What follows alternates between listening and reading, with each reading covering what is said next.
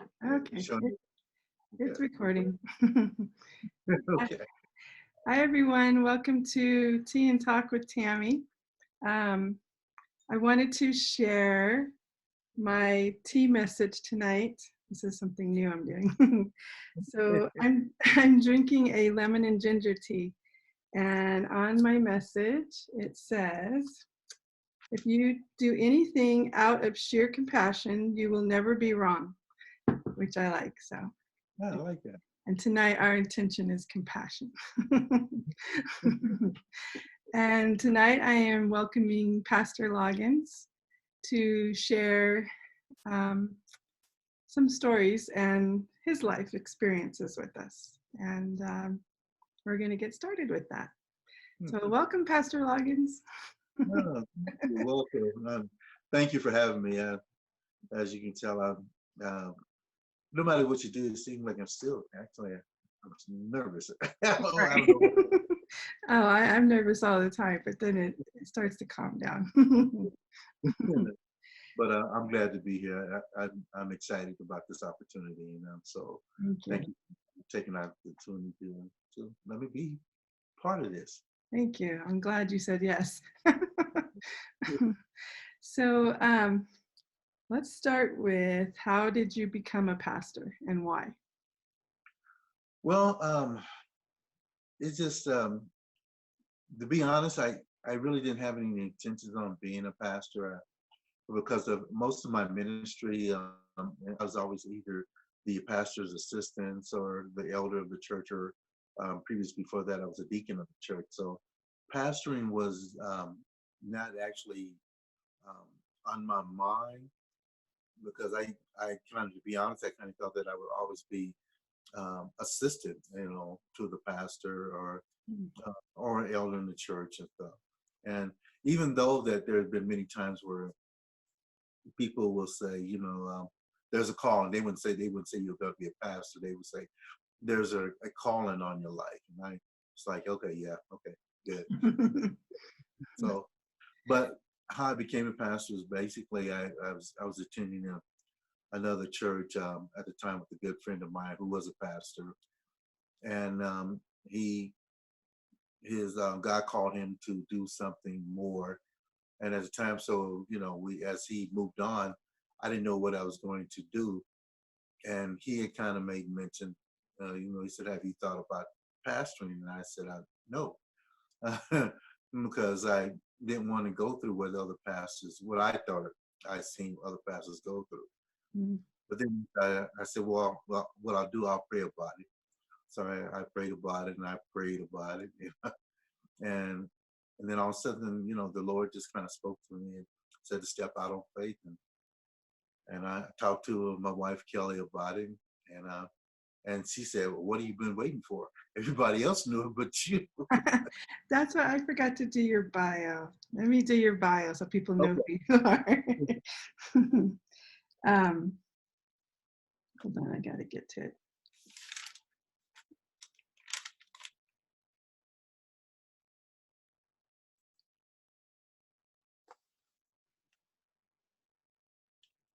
Sorry. That's okay. It's okay. I had it pulled up, but then it went away.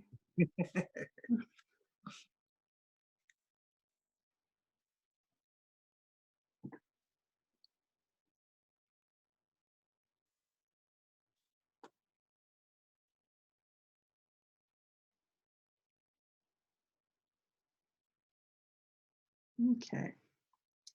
So Pastor Loggins is the pastor of True Faith Worship Ministries, which is the church that I go to as well. Yeah. And his wife is First Lady Kelly Loggins, and they've been married for 11 years, and you've been pastoring for 2 years, but you've been in the ministry for over 20 years, right? Yeah. Mm-hmm. That's correct.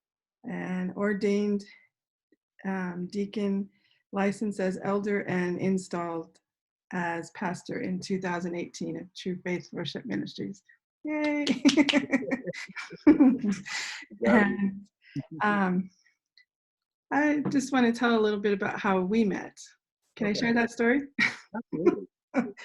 Okay, so last year I was looking for a church to join, and I well, first of all, I was going to volunteer for a group called Save Our Youth, and the conversation I had with the gentleman at Save Our Youth was more towards, I have a pastor I'd like you to meet.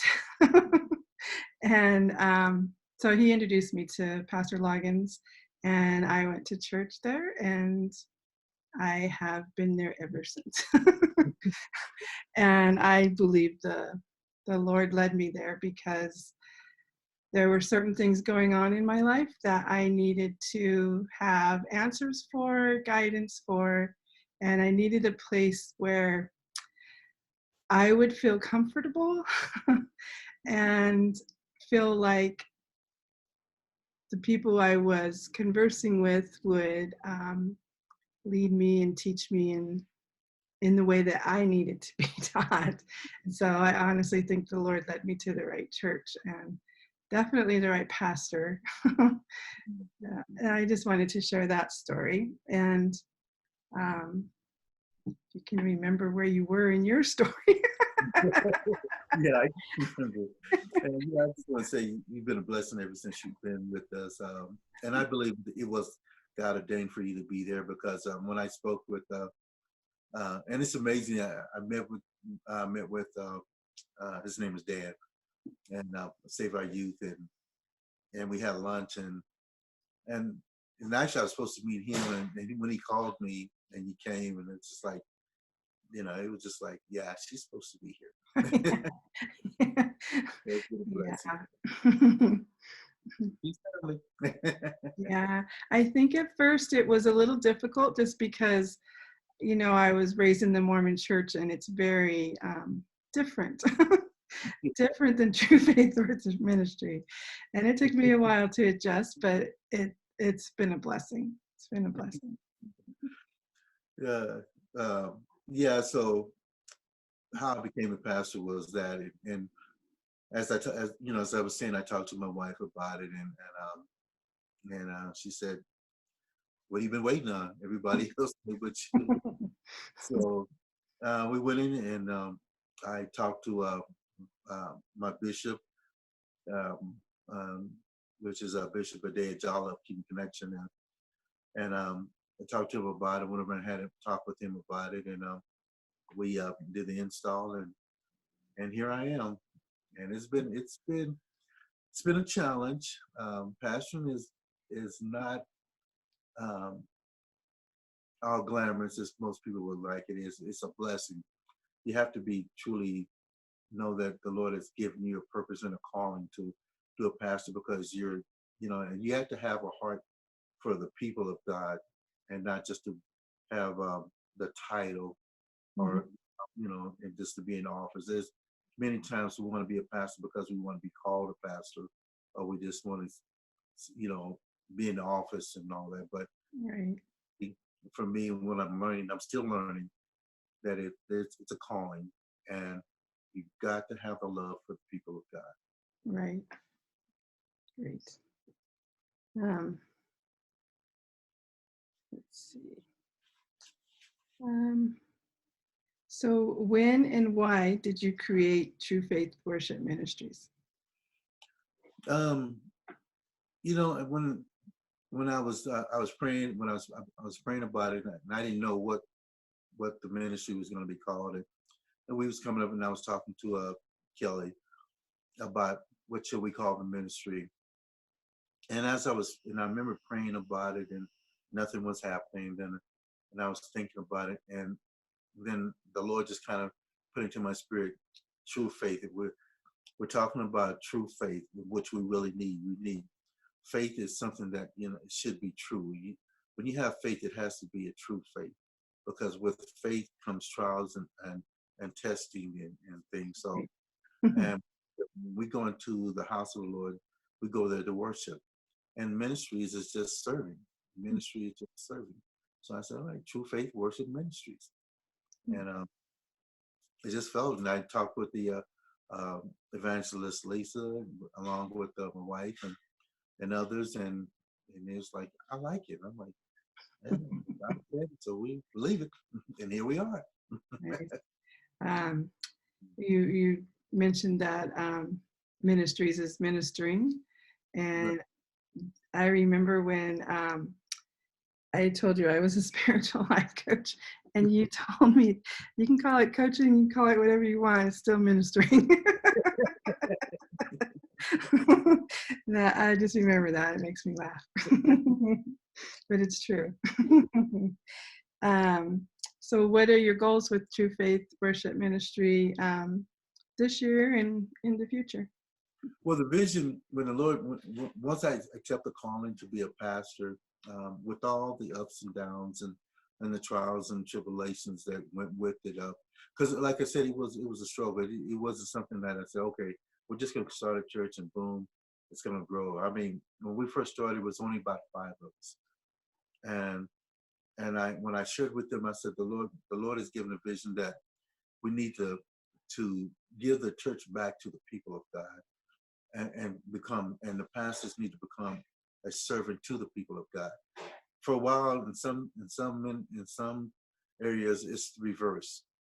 But the vision that the Lord given me for this ministry is that as we grow, we should be, because the body of Christ should be multicultural. It shouldn't be this color. It should be the combination of everybody.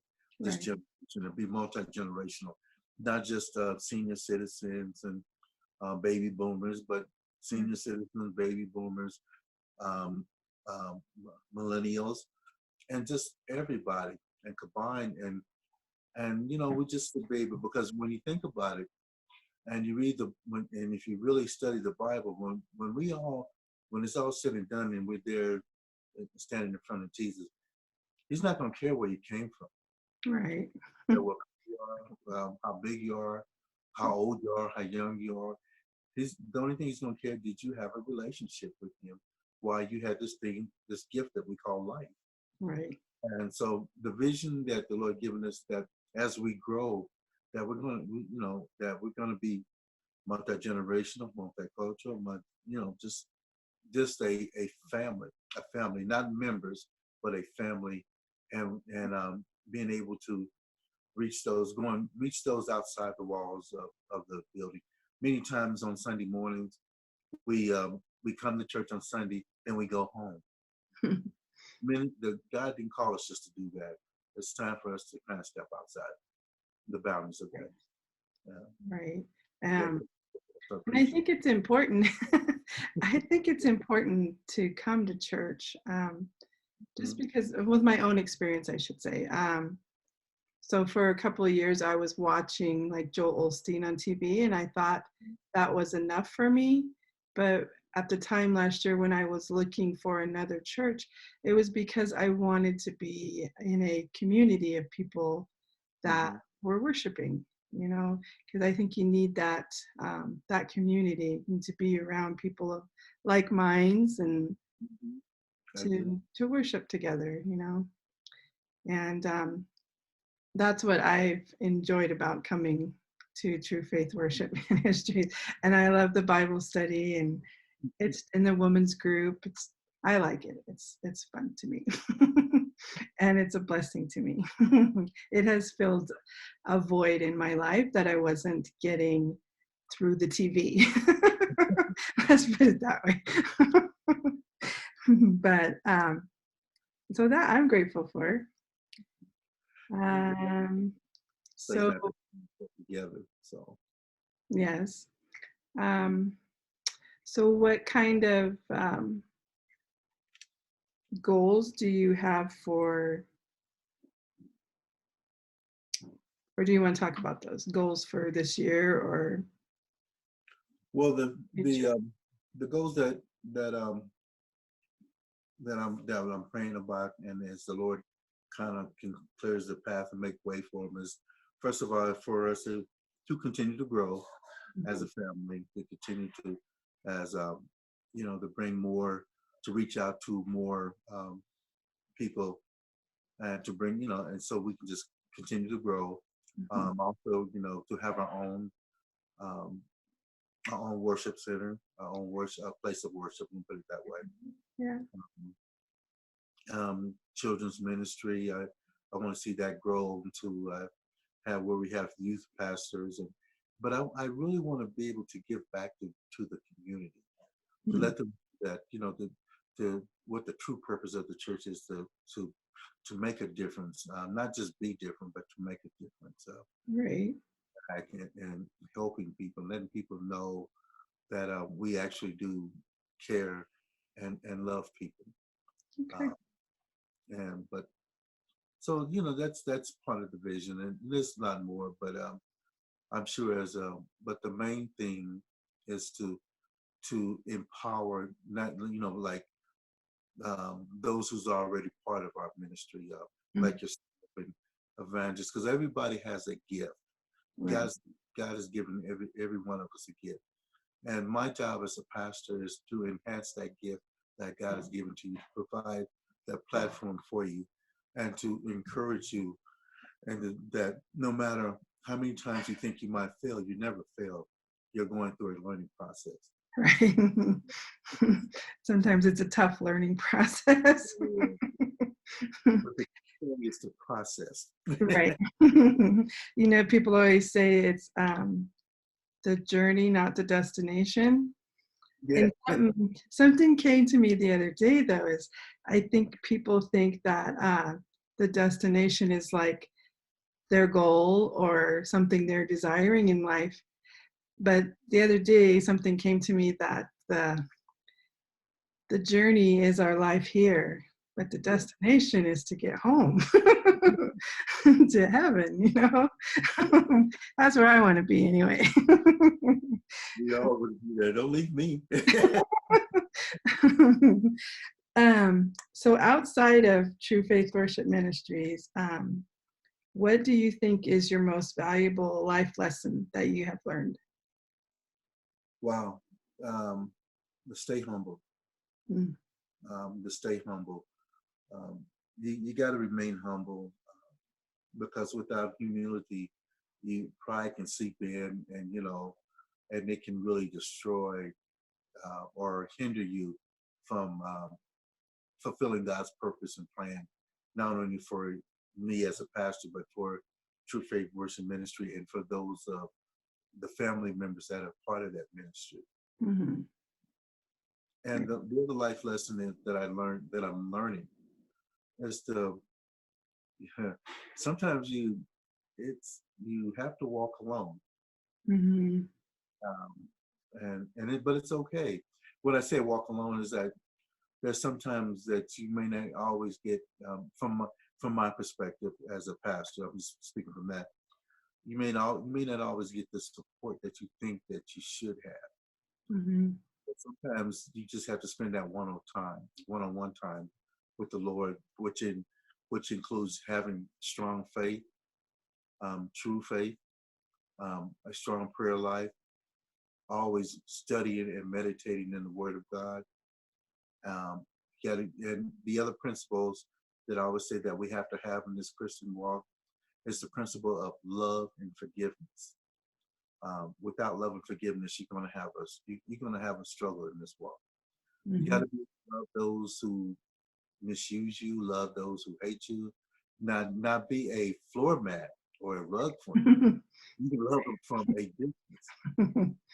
And the other thing, you got to be able to forgive them. And I always say, I say this many times in our church, that forgiveness is not for the other person, it's for you. Mm-hmm. That you can be free to move and continue to move in God's purposes. Because in this life and in this walk, you're going to have things said to you. You're going to have things done to you. And sometimes it's not going to always be friends. I mean, outside church, sometimes it'll be family. Yeah. But Mm-hmm. those are the things is being humble and being able to love and forgive. Right. Yeah, forgiveness has been a huge part of my life. Huge part of my life. But like you said, it's for me, and it lifts weights off of me as I keep forgiving. Because sometimes things just show up, I thought I had already forgiven for that, but then sometimes later on down the road it shows up again. which is okay. And I just keep working on forgiving for it. And the other thing you want to add into it is patience. You got Mm. to have patience. Yeah, that's my weakness. That's definitely one of my weaknesses. And the Lord always makes me wait and wait some more. Because He's teaching me patience is important. It's a faith. Yes. Yes. So is there anything else you'd like to add or say? I did ask you to share a word with us at the end, or a message. Did you want to? Yeah, the message, I like this, what Paul has said, and I kind of wrote this down. Let me grab my little notes here. Okay.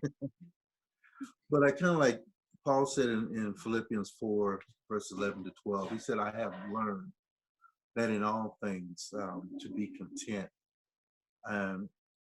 And so this is what the message that I would like to share is that doing the Christian walk is a learning process. And a lot of times as we do this walk, we don't want to go through the process. A lot of times we want to jump from the start all the way to the end. But the learning process, and where Paul is saying, I learned to be content, whether I have little, whether I have much, or where I have little. And in that learning process, with Jesus, we say Jesus is the Alpha and the Omega, the beginning and the end, the author and the finisher of our faith. And in the middle, in between of both, all that I just said, is a process. So that as we go through this walk in this Christian life, and we go through the process, this is where our faith is strengthened. This is where we begin to understand and lean more on the Lord, as Proverbs 3 says, to lean not into your own understanding, but acknowledge the Lord in all His ways, and He'll direct your path. But then Matthew 6:33 says, to seek ye first the kingdom of God and His righteousness, and all these other things will be added to you. So as you start this Christian walk, as you go through this Christian walk, don't get discouraged because things don't go always your way. Don't get discouraged because it seems that everything you're always going through this thing or this thing, or this trial or this test. Because the Bible does tell us, and Jesus said, in this life you will have trials and tribulations. He said, but be not dismayed, because I have overcome them. Mm. So the process, when you go through the process, trust the process. Even when you don't hear the Lord's voice, always trust His plan in the process. Because in the process, that's where your growth is. Right. And that's where the Lord can know that if He can trust you with the gifts that He given you, or the word, or the promise, or the purpose. Joseph, in there, he went through a process of being talked about, being thrown in the pit, being denied by his family, his brothers, where they even wanted to kill him, where he was lied on by Potiphar's wife. He was in prison. But he never turned his back on the Lord, but he went through the process. As he got through the process from the beginning to the end, he became one of the second most powerful gentlemen in Egypt at the time. Mm. So as you go through the process, trust the Lord. Know that He's walking with you, and that the plan and the purpose will always be fulfilled through Him. Thank you for sharing that. So I'd just like to close out with just inviting anybody who would like to come to church and to see what True Faith Worship Ministries is about. Yes. I don't know the address offhand. Do you? 14955 E Exposition Avenue. We're currently located inside the Expo Rec Center. Service times is 11:15. Come on in. Come in, visit us. I'm not your traditional preacher, so I like to have fun. Yeah. And I try to be humorous anyway. Right. And it's also available to watch on Facebook Live on the Is it on the True Faith Worship Ministries Facebook? It's on Christina Garcia, Christina Rudolph. It's on her page, and it's also on Rick Jackson's page. But yeah, you share it later on your page, right? Yeah. Yeah. So it will be, I'm sorry. Yes, it will be on either Pastor Loggins or True Faith Worship Ministry. You can follow us on there. Okay, and I'm going to put the address and the link to your website in the description below when I post this on YouTube. Okay.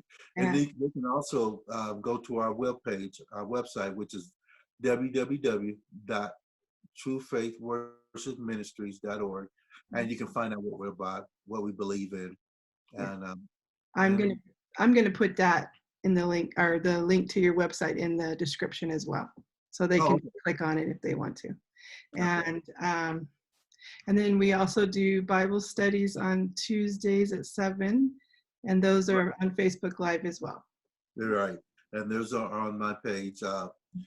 We actually don't call it Bible study. We actually say that's right. Bible study. We changed it.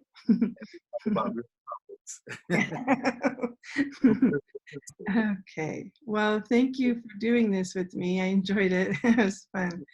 And anything else? Thank you. Thank you for giving me the opportunity to be part of this. I'm looking forward to seeing you. I said, move over, Oprah. I'm hoping to have her on here. I told you that earlier. I'm hoping to have her on here. One day. Right?